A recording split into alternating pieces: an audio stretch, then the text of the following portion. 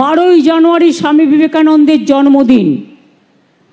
14, 15, 16 গঙ্গাসাগরের মেলা চলবে। তারপরে সেই মানুষগুলো ফিরে যাবে 16, 17, 18। 23 তারিখের মধ্যে এসে যাবে নেতাজি সুভাষচন্দ্র বসুর জন্মদিন। 26 তারিখে এসে যাবে প্রজাতন্ত্র দিবস।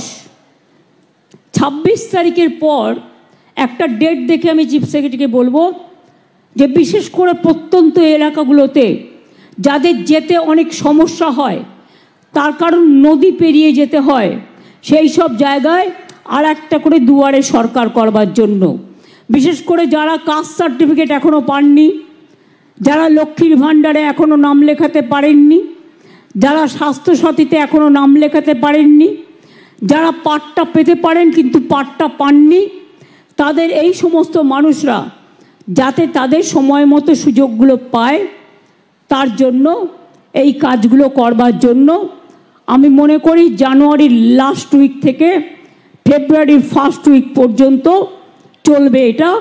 কারণ ফেব্রুয়ারিতে আবার মাধ্যমিক পরীক্ষা শুরু হয়ে যাবে। মাধ্যমিকের ছাত্রছাত্রীদের জন্য আমার রইল অনেক শুভেচ্ছা, অভিনন্দন। খুব ভালো করে পড়াশোনা করতে হবে, কন্যাশ্রী বিশ্বশ্রী হতে হবে। মাথায় রাখতে হবে যে তোমরা একদিন পাইলট হবে, তোমরা একদিন ইঞ্জিনিয়ার হবে, তোমরা একদিন ডাক্তার হবে, তোমরা একদিন প্রফেসর হবে। এখন থেকে ব্রত নাও, মানুষের সেবা করতে হবে। মানুষের সেবা করাটা আমাদের সবার ধর্ম। আর বাবা মায়েরা চিন্তা করবেন না, যে মেয়েরা পড়াশুনো করছে, যখন তার 18 বছর কমপ্লিট হচ্ছে, যদি পড়াশুনো চালিয়ে যায়, সে আবার তার ব্যাংকে 25,000 টাকা পায়। এবং তাছাড়াও আমাদের রূপশ্রী প্রকল্প আছে। যারা গরিব মানুষ বিয়ে দিতে পারবে না, 25,000 টাকা তার মেয়ের বিয়েতে পাবে।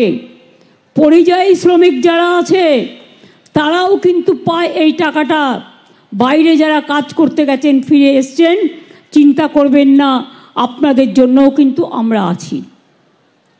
একটা কথা মনে রাখবেন,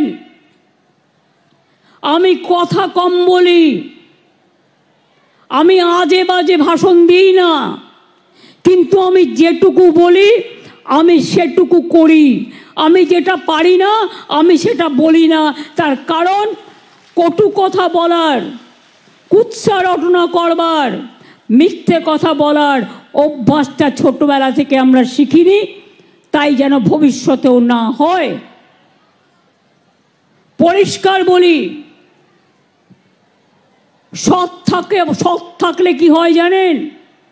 সৎ থাকলে আল্লাহর দোয়া পাওয়া যায়, ঈশ্বরের আশীর্বাদ পাওয়া যায়,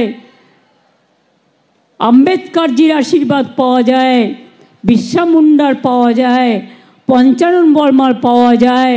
সবার আশীর্বাদ, শুভেচ্ছা, দোয়া আমার খ্রিস্টান ভাই বোন থেকে শুরু করে হিন্দু, মুসলিম, শিখ, খ্রিস্টান সকলে।